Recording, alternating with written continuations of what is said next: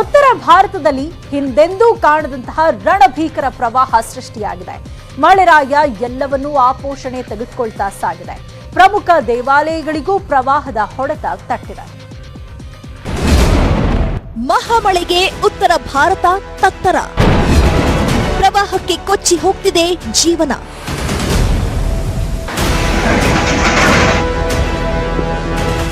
ಉತ್ತರ ಭಾರತದಲ್ಲಿ ಮಹಾಮಳೆ ಅಬ್ಬರ ಜೋರಾಗಿದ್ದು ಎಲ್ಲಿ ನೋಡಿದ್ರೂ ರಣಭೀಕರ ಪ್ರವಾಹ ಸೃಷ್ಟಿಯಾಗಿದೆ. ಉತ್ತರ ಪ್ರದೇಶ, ಪಶ್ಚಿಮ ಬಂಗಾಳ, ಒಡಿಶಾ, ಹಿಮಾಚಲ ಪ್ರದೇಶ, ಉತ್ತರಾಖಂಡ್ ಸೇರಿದಂತೆ 5 ರಾಜ್ಯಗಳು ಮಹಾಪ್ರವಾಹಕ್ಕೆ ತುತ್ತಾಗಿದೆ. ಅದರಲ್ಲೂ ಗಂಗಾ ನದಿಯಂತೂ ಶಿವನ ಜಡೆಯಿಂದ ರಭಸವಾಗಿ ಧುಮ್ಮಿಕ್ಕಿದಂತೆಯೇ ಆರ್ಭಟಿಸಿ ಹರಿಯುತ್ತಿದೆ. ಈ ಪ್ರವಾಹದಬ್ಬರಕ್ಕೆ ಗಂಗಾ ತೀರದ ಅಷ್ಟು ಪ್ರದೇಶಗಳು ಮುಳುಗಿ ಹೋಗಿವೆ.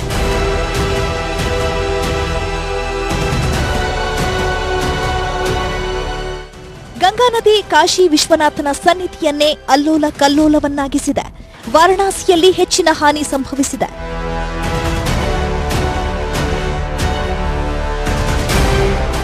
ವಿಶ್ವನಾಥನ ಸನ್ನಿಧಿಯಲ್ಲಿರೋ 84ಕ್ಕೂ ಹೆಚ್ಚು ಘಾಟ್ಗಳು ಸಂಪೂರ್ಣ ಜಲಾವೃತವಾಗಿದೆ. ಘಾಟ್ನಲ್ಲಿ ಶವ ಸಂಸ್ಕಾರಕ್ಕೂ ಜನ ಪರದಾಡುತ್ತಿದ್ದಾರೆ. ಘಾಟ್ಗಳು ಮುಳುಗಿ ಬೀದಿಗಳಲ್ಲಿ ಶವ ಸಂಸ್ಕಾರಗಳು ನಡೆಯುತ್ತಿವೆ. ನದಿ ದಂಡೆಯಲ್ಲಿದ್ದ ದೋಣಿಗಳು ಗಂಗೆಯ ಪಾಲಾಗಿದೆ. ಅರ್ಧ ಡಜನ್ ಪ್ರದೇಶದಲ್ಲಿ 100 ಮನೆಗಳು ಮುಳುಗಡೆಯಾಗಿದ್ದು ಜನ ಮನೆಗಳನ್ನ ತೊರೆಯುತ್ತಿದ್ದಾರೆ.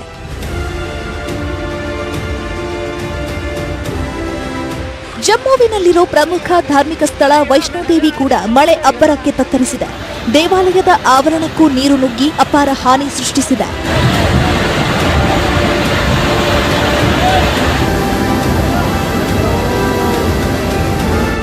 ಇನ್ನು ಮಳೆ ಅಬ್ಬರದಿಂದ ಮಾತಾ ವೈಷ್ಣೋದೇವಿ ಯಾತ್ರೆಯನ್ನ ಸ್ಥಗಿತಗೊಳಿಸಲಾಗಿದೆ. ಗಂಗಾ ನೀರಿನ ಮಟ್ಟ ಗಣನೀಯವಾಗಿ ಏರಿಕೆಯಾಗಿದ್ದು ಹಲವು ಗ್ರಾಮಗಳು ಜಲಾವೃತವಾಗಿದೆ. ಇನ್ನು ಡೆಹ್ರಾಡೂನ್ನಲ್ಲಿ ಮಳೆ ಅಬ್ಬರ ಜೋರಾಗಿದ್ದು ನದಿಗಳು ಉಕ್ಕಿ ಹರಿಯುತ್ತಿದೆ.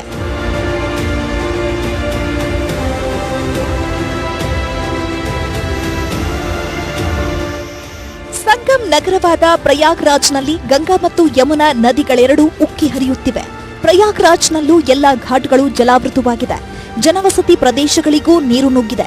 ಯಾತ್ರಾರ್ಥಿಗಳು ಸಂಕಷ್ಟಕ್ಕೀಡಾಗಿದ್ದಾರೆ.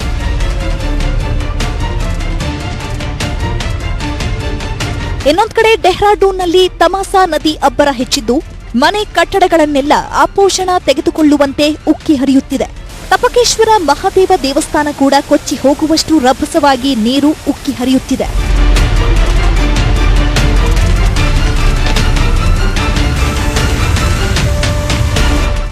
ಮಳೆ ಅಬ್ಬರಕ್ಕೆ ಡೆಹ್ರಾಡೂನ್ ನಗರದಲ್ಲಿ ಕಾರುಗಳು ಕೂಡ ಪ್ರವಾಹದಲ್ಲಿ ಕೊಚ್ಚಿ ಹೋಗಿದೆ.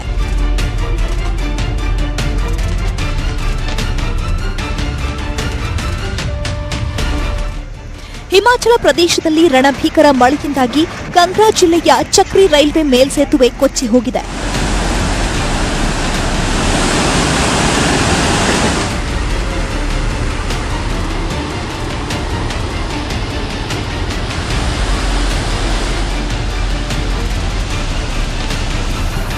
ಮರುಭೂಮಿ ನಾಡು ರಾಜಸ್ಥಾನದಲ್ಲೂ ಮಳೆ ಅಬ್ಬರ ಇದ್ದು ಧೋಲ್ಪುರ ನಗರ ಸಂಪೂರ್ಣ ಜಲಾವೃತವಾಗಿದೆ. ವಾಹನಗಳು ಓಡಾಡೋಕೂ ಆಗದಷ್ಟು ನೀರು ರಸ್ತೆಯಲ್ಲಿ ನಿಂತಿತ್ತು.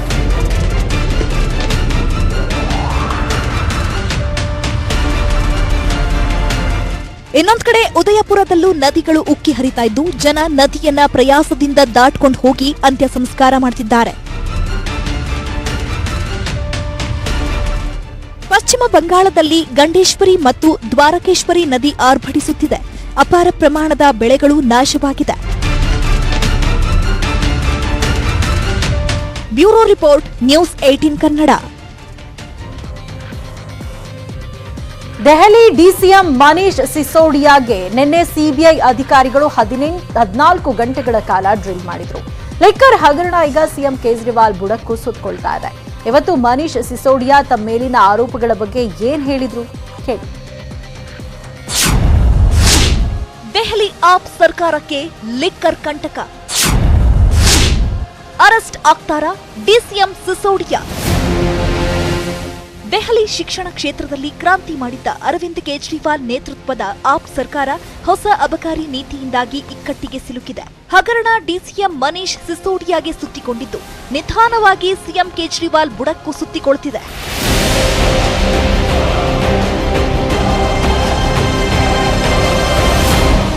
ಪ್ರಕರಣಕ್ಕೆ ಸಂಬಂಧಪಟ್ಟಂತೆ ಎಫ್ಐಆರ್ ದಾಖಲಿಸಿಕೊಂಡಿರೋ ಸಿಬಿಐ ಡಿಸಿಎಂ ಮನೀಶ್ ಸಿಸೋಡಿಯಾಗೆ ಸಂಬಂಧಿಸಿದ ದೆಹಲಿ, ಗುರುಗ್ರಾಮ, ಚಂಡೀಗಢ ಸೇರಿದಂತೆ 31 ಕಡೆ ಸತತ 14 ಗಂಟೆ ತಲಾಶ್ ನಡೆಸಿದೆ. ಈ ವೇಳೆ ಹಲವು ಮಹತ್ವದ ದಾಖಲೆಗಳನ್ನ ಸೀಸ್ ಮಾಡಿದ್ದಾರೆ. आज से 3-4 दिन के अंदर हो सकता है, आज कल परसों में कभी भी इस सीबीआई ईडी भेज के मुझे भी गिरफ्तार कर लेंगे, लेकिन मैं कहना चाहता हूं कि हम भगत सिंह के फॉलोअर हैं, हम देश के लिए जान भी कुर्बान करेंगे, लेकिन लाखों बच्चों का भविष्य संवारना बंद नहीं करेंगे. अगला चुनाव तो अब मोदी वर्सेस अरविंद केजरीवाल होके रहेगा. ಇನ್ನು ಸಿಸೋಡಿಯಾ ಆರೋಪಕ್ಕೆ ತಿರುಗೇಟು ನೀಡಿರೋ ಬಿಜೆಪಿ ನಾಯಕರು ಪ್ರಕರಣದಲ್ಲಿ ಸಿಸೋಡಿಯಾ ಅವರನ್ನ ಸಿಬಿಐ ಆರೋಪಿಯನ್ನಾಗಿ ಮಾಡಿದ್ರು. ಈ ಹಗರಣದ ಪ್ರಮುಖ ಸಂಚುಕೋರ ಸಿಎಂ ಅರವಿಂದ್ ಕೇಜ್ರಿವಾಲ್ ಅಂತ ತಿರುಗೇಟು ಕೊಟ್ರು. कि आकर भ्रष्टाचार के नए रिकॉर्ड बनाने अरविंद केजरीवाल जी, जो किंग पिन है भ्रष्टाचार के, और अक्यूज नंबर 1 मनीष सिसोदिया जी ने किया. मनीष सिसोदिया ने अब अपने नाम के स्पेलिंग भी शायद चेंज कर लिए हैं. अब इनका अगला आ गया है MONEY, मनीष. ಒಟ್ಟಾರೆ ಮನಿ ಲಾಂಡರಿಂಗ್ ಕೇಸ್ನಲ್ಲಿ ಕೇಜ್ರಿ ಸಂಪುಟ ಸಚಿವ ಸತ್ಯೇಂದ್ರ ಜೈನ್ ಬಂಧನದ ಬಳಿಕ ಈಗ ಮನೀಶ್ ಸಿಸೋಡಿಯಾಗೆ ಸಂಕಟ ಶುರುವಾಗಿದೆ. ತನಿಖೆಯಲ್ಲಿ ಏನೆಲ್ಲ ಬಯಲಾಗುತ್ತೆ ಕಾದು ನೋಡಬೇಕಿದೆ. Bureau report, news 18 Kannada. ಮೊನ್ನೆ ಮಡಿಕೇರಿಗೆ ಹೋಗಿದ್ದ ಸಿದ್ದರಾಮಯ್ಯನವರ ಕಾರಿನ ಮೇಲೆ ಮೊಟ್ಟೆ ಎಸೆದಿದ್ದು ಯಾರು? ಅವನು ಯಾವ ಪಕ್ಷದವನು? ಈ ಬಗ್ಗೆಯೇ ಪಾಲಿಟಿಕ್ಸ್ ಜೋರಾಗಿದೆ. ಮೊಟ್ಟೆ ಎಸೆದವನ ಪಕ್ಷದ ಬಗ್ಗೆ ಒಂದಷ್ಟು ಸಾಕ್ಷಿಗಳನ್ನ ಕಾಂಗ್ರೆಸ್ ನೀಡಿದೆ. ಸಿದ್ದು ಕಾರಿಗೆ ಮೊಟ್ಟೆ ಎಸೆದವರು ಯಾರು?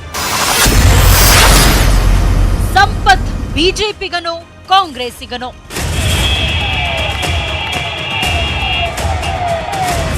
ಮೊನ್ನೆ ಮಾಜಿ ಸಿಎಂ ವಿಪಕ್ಷ ನಾಯಕ ಸಿದ್ದರಾಮಯ್ಯನವರು ಕೊಡಗು ಪ್ರವಾಸ ಕೈಗೊಂಡಿದ್ರು.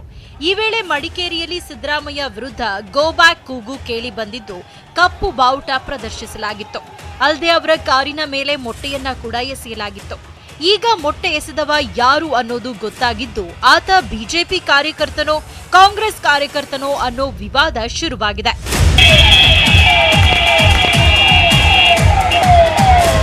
ಇವತ್ತು ಮಾಧ್ಯಮಗಳ ಮುಂದೆ ಪ್ರತ್ಯಕ್ಷನಾದ ಸಂಪತ್ ನಾನು ಕಾಂಗ್ರೆಸ್ ಕಾರ್ಯಕರ್ತ ಅಂತ ಹೇಳ್ಕೊಂಡಿದ್ದಾನೆ. ಕೊಡವರ ಬಗ್ಗೆ ಸಿದ್ದರಾಮಯ್ಯ ಅವಹೇಳನಕಾರಿಯಾಗಿ ಮಾತನಾಡಿದ್ರು. ದನದ ಮಾಂಸ ತಿನ್ನುತ್ತಾರೆ ಅಂದಿದ್ರು.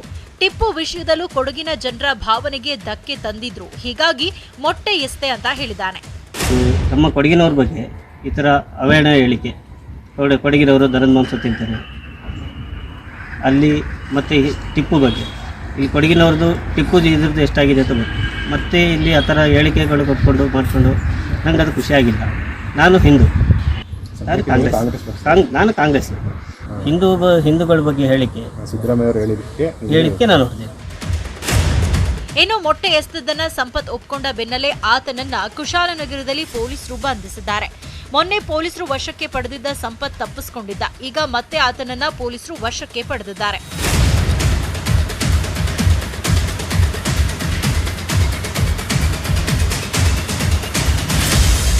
ಒಂದ್ ಕಡೆ ನಾನು ಕಾಂಗ್ರೆಸ್ಸಿಗ ಅಂತ ಸಂಪತ್ ಹೇಳ್ಕೊಂಡ್ರೆ, ಮಡಿಕೇರಿ ಕಾಂಗ್ರೆಸ್ ಮುಖಂಡ ಮಿಥುನ್ ಸಂಪತ್ ಬಿಜೆಪಿಗ ಎನ್ನುತ್ತಿದ್ದಾರೆ. ಆದ್ರೆ ಶಾಸಕ ಅಪ್ಪಚ್ಚು ರಂಜನ್ ಅವರು ಸಂಪತ್ ಕಾಂಗ್ರೆಸ್ ಕಾರ್ಯಕರ್ತ ಎನ್ನುತ್ತಿದ್ದಾರೆ.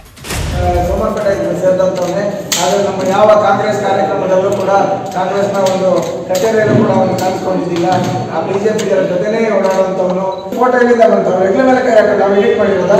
ಆದ್ರೆ ಇದು ಯಾವುದು ಇದಲ್ಲ, ನಾವು ಸುಳ್ಳು ಸೋಷಿಯಲ್ ಮೀಡಿಯಾ ಯಾವುದು ಸುಳ್ಳು ಸಾಕ್ಷಿಗಳನ್ನ ನಾವು ಕ್ರಿಯೇಟ್ ಮಾಡಿರೋದಲ್ಲ. ಆದರೆ ಮೊಟ್ಟೆ ನೋಡಿದಂಥವರು ನಮ್ಮ ಬಿ ಜೆ ಪಿಯವರು ಯಾರು ಅಲ್ಲ. ಅದು ಈಗ ಪೊಲೀಸ್ನವ್ರಿಗೆ ಕೂಡ ಗೊತ್ತಾಗಿದ್ದಾರೆ. ಅವರು ಕೂಡ ಬೇರೆ ಪಕ್ಷದವರು ಮೊಟ್ಟೆಯನ್ನು ಹೊಡೆದಿದ್ದಾರೆ. ನಾನು ಹೇಳಲಿಕ್ಕೆ ಹೋಗೋದಿಲ್ಲ ಯಾರು ಅಂತೇಳಿ. ಕಾಂಗ್ರೆಸ್ನವರೇ ಹೊಡೆದಿದ್ದು ಅಂತ ಹೇಳೋದು ಕೂಡ ನಮಗೆ ಗೊತ್ತಾಗಿದೆ. ಮತ್ತೊಂದು ಕಡೆ ಸಂಪತ್ ಕಾಂಗ್ರೆಸ್ ಕಾರ್ಯಕರ್ತ ಇದ್ದುದಕ್ಕೆ ಸಿದ್ದರಾಮಯ್ಯ ಟ್ವೀಟ್ ಮೂಲಕ ತಿರುಗೇಟು ಕೊಟ್ಟಿದ್ದಾರೆ. ಆತ ಕಾಂಗ್ರೆಸ್ ಕಾರ್ಯಕರ್ತ ಆಗಿದ್ರೆ ರಾತ್ರೋರಾತ್ರಿ ಅಪ್ಪಚ್ಚು ರಂಜನ್ ಜಾಮೀನು ಕೊಟ್ಟು ಬಿಡಿಸ್ಕೊಂಡು ಬಂದಿದ್ಯಾಕೆ ಅಂತ ಪ್ರಶ್ನಿಸಿದ್ದಾರೆ. ಇನ್ನೊಂದು ಕಡೆ ಕಾಂಗ್ರೆಸ್ ಕೂಡ ಟ್ವಿಟರ್ನಲ್ಲಿ ವಾರ್ ಮುಂದುವರೆಸಿದೆ.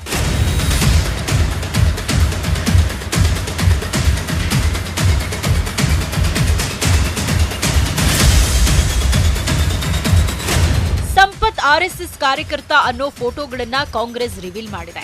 ಸಂಪತ್ ಆರ್ಎಸ್ಎಸ್ನ ಅಭ್ಯಾಸ ವರ್ಗದಲ್ಲಿ ಭಾಗಿಯಾಗಿದ್ದ. ಅಪ್ಪಚ್ಚು ರಂಜನ್ ಅವರ ಜೊತೆಯಲ್ಲೇ ಸಂಪತ್ ಇರೋ ಫೋಟೋಗಳನ್ನ ಕಾಂಗ್ರೆಸ್ ರಿಲೀಸ್ ಮಾಡಿದೆ.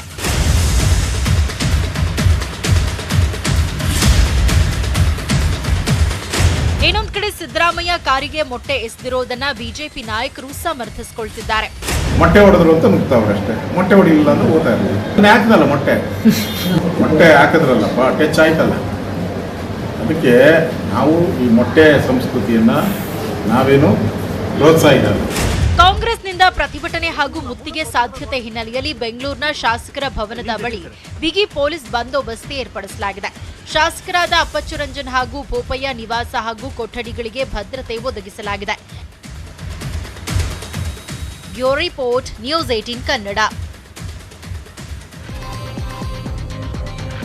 ಸಿದ್ದರಾಮಯ್ಯ ಮೇಲೆ ಮೊಟ್ಟೆ ಎಸೆದಿದ್ದನ್ನೇ ಕಾಂಗ್ರೆಸ್ ಪ್ರತಿಭಟನೆಯ ಅಸ್ತ್ರವನ್ನಾಗಿ ಮಾಡಿಕೊಂಡಿದೆ. ಬಿಜೆಪಿಗೆ ಪಾಠ ಕಲಿಸೋಕೆ ಸಿದ್ದು ಟೀಮ್ ಮಡಿಕೇರಿ ಚಲೋ ಹಮ್ಮಿಕೊಂಡಿದೆ. ಈ ಬೃಹತ್ ಪಾದಯಾತ್ರೆ ಯಾವಾಗ, ಎಲ್ಲಿದೆ ನೋಡಿ ಕಂಪ್ಲೀಟ್ ಡೀಟೇಲ್ಸ್.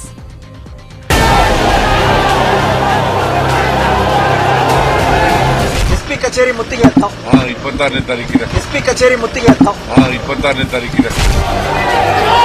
ತನ್ನ ಮೇಲೆ ಮೊಟ್ಟೆ ಎಸೆದಿದ್ದು ತನ್ನ ವಿರುದ್ಧ ಪ್ರತಿಭಟನೆ ಮಾಡಿದ್ದಕ್ಕೆ ಸಿದ್ದರಾಮಯ್ಯ ಆಕ್ರೋಶ ಹೊರಹಾಕಿದ ಪರಿ ಇದು. ಇದೇ ಆಗಸ್ಟ್ 26ರಂದು ಕೊಡಗು ಎಸ್ಪಿ ಕಚೇರಿ ಮುಂದೆಯೇ ಪ್ರತಿಭಟಿಸುವುದಾಗಿ ಸಿದ್ದರಾಮಯ್ಯ ಹೇಳಿದ್ರು.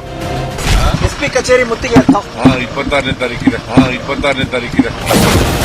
ಬಿಜೆಪಿ ಮೊಟ್ಟೆ ಅಸ್ತ್ರಕ್ಕೆ ಕಾಂಗ್ರೆಸ್ ಪ್ರತಿತಂತ್ರ. ಆಗಸ್ಟ್ 26ರಂದು ಕಾಂಗ್ರೆಸ್ನಿಂದ ಮಡಿಕೇರಿ ಚಲೋ. ಸಿದ್ದರಾಮಯ್ಯಗೆ ಕೊಡಗಿನಲ್ಲಿ ವಿರೋಧ ಮಾಡಿದ್ದನ್ನೇ ಅಸ್ತ್ರ ಮಾಡಿಕೊಳ್ಳಲು ಕಾಂಗ್ರೆಸ್ ಮುಂದಾಗಿದೆ. ಬಳ್ಳಾರಿ ಚಲೋ ಮಾಡಿದಂತೆ ಇದೀಗ ಮಡಿಕೇರಿ ಚಲೋ ಹೆಸರಿನಲ್ಲಿ ಬೃಹತ್ ಪಾದಯಾತ್ರೆ ಹಮ್ಮಿಕೊಳ್ಳಲು ಕಾಂಗ್ರೆಸ್ ತಯಾರಿ ನಡೆಸಿದೆ. ಸಾಮಾಜಿಕ ಜಾಲತಾಣದಲ್ಲಿ ಈ ಬಗ್ಗೆ ಭಾರೀ ಚರ್ಚೆಯಾಗ್ತಾ ಇದೆ. ಆಗಸ್ಟ್ 26ಕ್ಕೆ ಕೊಡಗು ಎಸ್ಪಿ ಕಚೇರಿ ಮುತ್ತಿಗೆ ಹಾಕೋ ಪ್ಲಾನ್ ಬಗ್ಗೆ ಈಗಾಗಲೇ ಸಿದ್ದರಾಮಯ್ಯ ಕಾಂಗ್ರೆಸ್ ಶಾಸಕರಿಗೆ ಫೋನ್ ಕಾಲ್ ಮಾಡಿ ಸೂಚನೆ ನೀಡಿದ್ದಾರೆ. ಹೀಗಾಗಿ ಬಹುತೇಕ ಶಾಸಕರು ಪ್ರತಿಭಟನೆಯಲ್ಲಿ ಭಾಗಿಯಾಗೋ ಸಾಧ್ಯತೆ ಇದೆ. ಕಾಂಗ್ರೆಸ್ನ ಮಡಿಕೇರಿ ಚಲೋಗೆ ಬಿಜೆಪಿ ಕೂಡ ಕೌಂಟರ್ ಕೊಡೋಕೆ ಪ್ಲಾನ್ ಮಾಡಿದೆ. ಬಿಜೆಪಿ ಕೂಡ ಮಡಿಕೇರಿ ಟು ಮೈಸೂರು ಪಾದಯಾತ್ರೆಗೆ ಸಿದ್ಧತೆ ನಡೆಸಿದೆ. ಆಗಸ್ಟ್ 26ಕ್ಕೆ 1 ಲಕ್ಷ ಜನ ಸೇರಿಸಲು ಸಿದ್ಧತೆ ನಡೆಸಿದ್ದೇವೆ ಅಂತ ಮಡಿಕೇರಿಯಲ್ಲಿ ಶಾಸಕ ಅಪ್ಪಚ್ಚು ರಂಜನ್ ಹೇಳಿದ್ದಾರೆ. ನಾವು ಈಗಾಗಲೇ ಜನಜಾಗೃತಿ ಪ್ರತಿ ಮನೆಯಿಂದನೂ ಕೂಡ 2 ಜನ ಬರಬೇಕು ಅಂತ ತೀರ್ಮಾನ ಮಾಡಿದ್ದೇವೆ. ಯಾಕೆಂದರೆ ಈ ಮೊದಲೇ ನಮ್ಮ ಟಿಪ್ಪು ಜಯಂತಿಯನ್ನು ಆಚರಣೆ ಮಾಡಿ ಮತ್ತು ಕೊಡೋರು ಬೀಫ್ ತಿಂತಾರೆ ಅಂತ ಹೇಳ್ಕೊಂಡು ಹೇಳಿರೋದು ಜನರ ಮನಸ್ಸಲ್ಲಿ ಆಕ್ರೋಶ ಇದೆ. ಆ ಆಕ್ರೋಶನ ತೀರಿಸುವಂಥ ಕೆಲಸವನ್ನು ಕೆಲವು ಸಂದರ್ಭ ಮಾಡಿದ್ದಾರೆ. ನಿನ್ನೆ ಅವರು ಹೊರಗಡೆಯಿಂದ ಜನ ತರ್ಬೋದು, ನಾವು ಕೊಡಗಿನಿಂದ ಜನನೇ ತರ್ತೇವೆ. ಕೊಡಗಿನ ಜನನೇ ಬರುವಂಥ ವ್ಯವಸ್ಥೆನ ನಾವು ಮಾಡ್ತೇವೆ.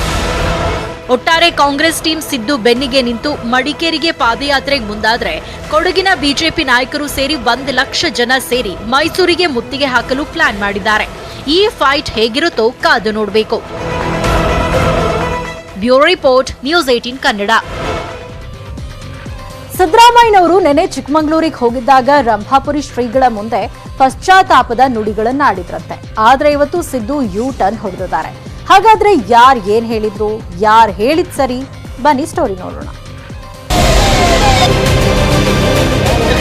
ಕೆಲವರು ನನ್ನನ್ನು ದಾರಿ ತಪ್ಪಿಸಿದ್ರು, ಅದರಿಂದಾಗಿ ನನಗೆ ಖಂಡಿತವಾಗಿ ಪಶ್ಚಾತ್ತಾಪ ಆಗಿದೆ.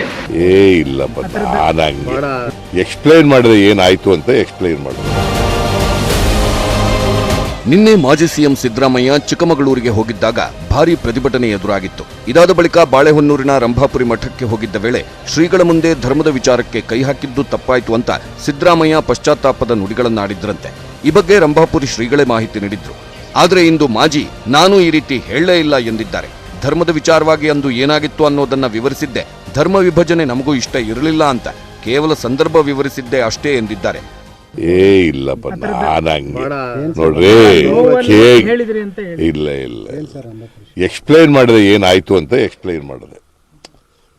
ನಾವು ಲಿಂಗಾಯತ್ ಧರ್ಮ ಅಂತ ಮಾಡುವಾಗ ಏನೇನ್ ಮಾಡೋದು ಅಂತ ಹೇಳಿದ್ದೀನಿ ಅಷ್ಟೇ. ಯಾಕಂದ್ರೆ ಅಪಪ್ರಚಾರ ಆಗಿದೆ. ಏನ್ ಹೇಳಿದೆ, ನಾನು ಇದನ್ನ ಧರ್ಮದ ಬಗ್ಗೆ ನನಗೇನು ಇದ್ರ ಬಗ್ಗೆ ತಲೆ ಕೆಡಿಸ್ಕೊಳಕ್ ಹೋಗಿರ್ಲಿಲ್ಲ. ನನಗೆ ಶಾಮನೂರು ಶಿವಶಂಕರಪ್ಪನವರು ಒಂದು ಅರ್ಜಿ ಕೊಟ್ಟರು, ವೀರಶೈವ ಧರ್ಮ ಮಾಡಿ ಅಂತ ಹೇಳಿದ್ರು. ಅಲ್ಲಿಂದ ಶುರುವಾಯಿತು ಇದು ಅಂತ ಹೇಳಿದೆ ಅಷ್ಟೇ. ಮಾಜಿ ಸಿಎಂ ಪಶ್ಚಾತ್ತಾಪದ ನುಡಿಗಳನ್ನಾಡಿದ್ರು ಅನ್ನೋದನ್ನ ಕೆಪಿಸಿಸಿ ಅಧ್ಯಕ್ಷ ಡಿಕೆ ಶಿವಕುಮಾರ್ ಕೂಡ ಸಮರ್ಥಿಸಿಕೊಂಡಿದ್ದಾರೆ. ನಾನು ಕೂಡ ಲಿಂಗಾಯತ ಧರ್ಮ ವಿಚಾರವಾಗಿ ಬಹಿರಂಗ ಕ್ಷಮೆ ಕೇಳಿದ್ದೆ. ತಪ್ಪು ಮಾಡಿದ್ರೆ ನಾವು ನಮ್ಮ ತಪ್ಪನ್ನ ಒಪ್ಪೋದ್ರಲ್ಲಿ ತಪ್ಪೇನಿಲ್ಲ ಎಂದಿದ್ದಾರೆ.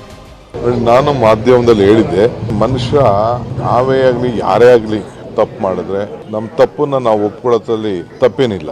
ಯಾರೇನು ದೇವರಲ್ಲ, ದೇವರು ತಪ್ಪು ಮಾಡೋದನ್ನ ಒಪ್ಕೊಂಡಿದ್ದಂಥ ದಾಖಲೆಗಳು, ಇತಿಹಾಸ, ಪುರಾಣಗಳೆಲ್ಲ ಇವೆ. ನಾನು ಕ್ಯಾಬಿನೆಟ್ ಅಲ್ಲಿ ಇದ್ದೆ, ಅಲ್ಲಿ ಎಷ್ಟು ವಾದ ಮಾಡಬೇಕು, ನಾವು ಏನು ಹೇಳಬೇಕು ನಾವು ಹೇಳ್ದೋ. ಆವತ್ತಿನ ಸಂದರ್ಭದಲ್ಲಿ ಆಯಿತು, ನಮ್ಗೆ ಅದ್ರ ಫಲ ಸಿಗ್ತಿಲ್ಲ.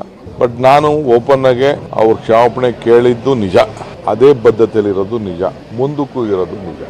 ಸಿದ್ದು ಪಶ್ಚಾತ್ತಾಪದ ನುಡಿಯ ಬಗ್ಗೆ ಪ್ರತಿಕ್ರಿಯಿಸುವುದಕ್ಕೆ ಮಾಜಿ ಸಿಎಂ ಬಿಎಸ್ವೈ ಹಾಗೂ ಸಿಎಂ ಬೊಮ್ಮಾಯಿ ನಿರಾಕರಿಸಿದ್ರು. ನಾನು ಅವ್ರ ಬಗ್ಗೆ ಏನು ಮಾತಾಡೋಕೆ ಹೋಗಲ್ಲ, ಅವ್ರ ಸ್ವಭಾವ ಏನಂತ ನಿಮಗೂ ಗೊತ್ತಾಗ ನಾನೇ ಟೀಕೆ ಮಾಡಿದ್ರೆ ನಾನೇ ನಂಗೆ ಗೊತ್ತಿಲ್ಲ, ಯಾಕಂದರೆ ಅದು ಅವರು ಮತ್ತು ಜಗದ್ಗುರು ನಡುವೆ ಇರುವಂಥ ಮಾತುಕತೆ, ನನಗೆ ಅದ್ರ ಬಗ್ಗೆ ಏನೂ ಗೊತ್ತಿಲ್ಲ. ಗೊತ್ತಿಲ್ಲದ ಕಾರಣದಿಂದ ನಾನು ಏನು ಹೇಳೋದಿಲ್ಲ. ನಿನ್ನೆ ಗುರುಗಳು ಒಂದು ಹೇಳಿದರೆ ಇವತ್ತು ಅವರು ಒಂದು ಹೇಳಿದ್ದಾರೆ, ಹಂಗಾಗಿ ನಾನು ಅದ್ರ ಬಗ್ಗೆ ಕಮೆಂಟ್ ಮಾಡೋಕ್ಕೆ ಹೋಗೋದಿಲ್ಲ. ಸತ್ಯ ಏನು ನಡೀತು ಆ ಸಂದರ್ಭದಲ್ಲಿ ಅಂತ ಇಡೀ ಕರ್ನಾಟಕ ಜನತೆಗೆ ಗೊತ್ತಿದೆ. ರಂಭಾಪುರಿ ಶ್ರೀಗಳು ನೋಡಿದ್ರೆ ಸಿದ್ದರಾಮಯ್ಯ ಪಶ್ಚಾತ್ತಾಪದ ನುಡಿಗಳನ್ನಾಡಿದ್ರು, ಧರ್ಮದ ವಿಚಾರಕ್ಕೆ ಇನ್ಯಾವತ್ತೂ ಹೋಗಲ್ಲ ಅಂದ್ರು ಅಂತ ಹೇಳಿದ್ರು. ಆದರೆ ಇಂದು ಸಿದ್ದರಾಮಯ್ಯನವರ ಹೇಳಿಕೆ ನೋಡಿದ್ರೆ ಯಾರು ಹೇಳಿದ್ದು ಸರಿ ಅನ್ನೋ ಪ್ರಶ್ನೆ ಉದ್ಭವಿಸಿದೆ. ಪಶ್ಚಾತ್ತಾಪವನ್ನ ಸಿದ್ದು ಬೇರೆ ರೀತಿಯಲ್ಲೇ ಮನವರಿಕೆ ಮಾಡಿದ್ರ, ರಂಭಾಪುರಿ ಶ್ರೀಗಳೇ ಬೇರೆ ರೀತಿ ಅರ್ಥೈಸಿದ್ರ ಅನ್ನೋ ಗೊಂದಲ ಮಾತ್ರ ಬಗೆಹರಿದಿಲ್ಲ. Bureau report, news 18 Kannada. ರಾಜ್ಯದಲ್ಲಿ ಧರ್ಮ ದಂಗಲ್ ತೀವ್ರಗೊಳ್ತಾ ಇದೆ. ಸಾವರ್ಕರ್ ವಿರೋಧಿಗಳಿಗೆ ಮಾಸ್ಟರ್ ಸ್ಟ್ರೋಕ್ ನೀಡಲು ಹಿಂದೂ ಸಂಘಟನೆಗಳು ಮೆಗಾ ಪ್ಲಾನ್ ರೆಡಿ ಮಾಡಿವೆ. ಒಂದು ಜಿಲ್ಲೆಯ ಕಿಚ್ಚು ರಾಜ್ಯಕ್ಕೆ ಬೆಂಕಿ. ಗಲ್ಲಿ ಗಲ್ಲಿಯಲ್ಲಿ ಸಾವರ್ಕರ್ ಫ್ಲೆಕ್ಸ್ ಅಭಿಯಾನ.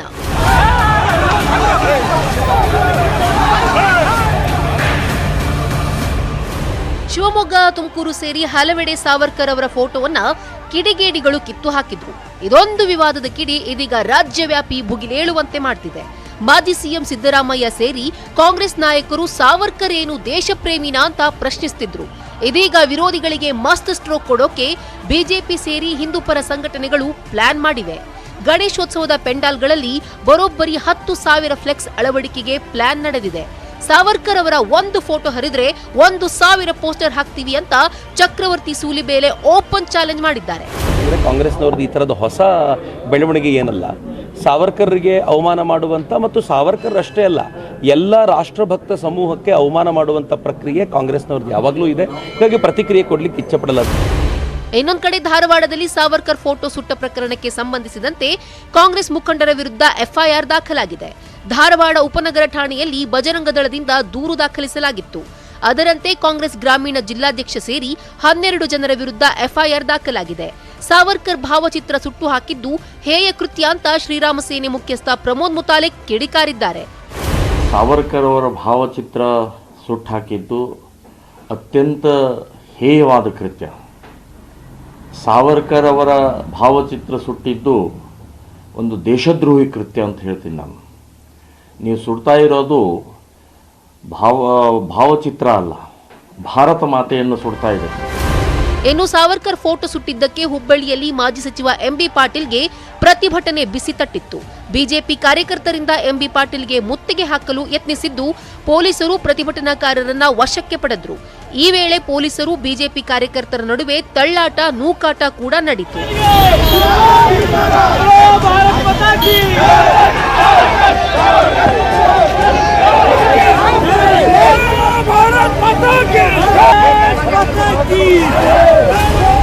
ಇತ್ತ ಚಾಮರಾಜನಗರ ಜಿಲ್ಲೆಯ ಗುಂಡ್ಲುಪೇಟೆ ಪಟ್ಟಣದ ಸಾರ್ವಜನಿಕ ಸ್ಥಳದಲ್ಲಿ ಬೃಹತ್ ಸಾವರ್ಕರ್ ಫ್ಲೆಕ್ಸ್ ಅಳವಡಿಸಲಾಗಿದೆ. ಬಿಜೆಪಿ ಯುವ ಮೋರ್ಚಾದಿಂದ ಫ್ಲೆಕ್ಸ್ ಅಳವಡಿಸಲಾಗಿದ್ದು ಕಾಂಗ್ರೆಸ್ ನಾಯಕರಿಂದ ತೀವ್ರ ವಿರೋಧ ವ್ಯಕ್ತವಾಗಿದೆ. ಗಣೇಶನ ಹಬ್ಬಕ್ಕೆ ಈ ಬಾರಿ ಹಿಂದೂಪರ ಸಂಘಟನೆಗಳು ಸಾವರ್ಕರ್ ಗಣೇಶೋತ್ಸವವನ್ನಾಗಿ ಆಚರಿಸಲು ಮುಂದಾಗಿದೆ. Bureau report, news 18 Kannada. ಕೃಷ್ಣನಗರಿ ಉಡುಪಿಯಲ್ಲಿ ಕೃಷ್ಣ ಜನ್ಮಾಷ್ಟಮಿ ಸಡಗರ ಸಂಭ್ರಮ ಕಳೆಗಟ್ಟಿತ್ತು. ಕೃಷ್ಣನಿಗೆ ಮಹಾಪೂಜೆ ಸಲ್ಲಿಸಿದ ಬಳಿಕ ಚಿನ್ನದ ರಥೋತ್ಸವ ನಡೆಯಿತು. ಗೊಲ್ಲರು ಮೊಸರು ಕುಡಿಕೆ ಒಡೆದ ಬಳಿಕ ಅದ್ದೂರಿ ರಥೋತ್ಸವ ಆಚರಿಸಲಾಯಿತು. ಹುಲಿ ವೇಷ ತಂಡಗಳ ಕುಣಿತವನ್ನ ಸಹಸ್ರಾರು ಜನ ಕಣ್ತುಂಬಿಕೊಂಡರು.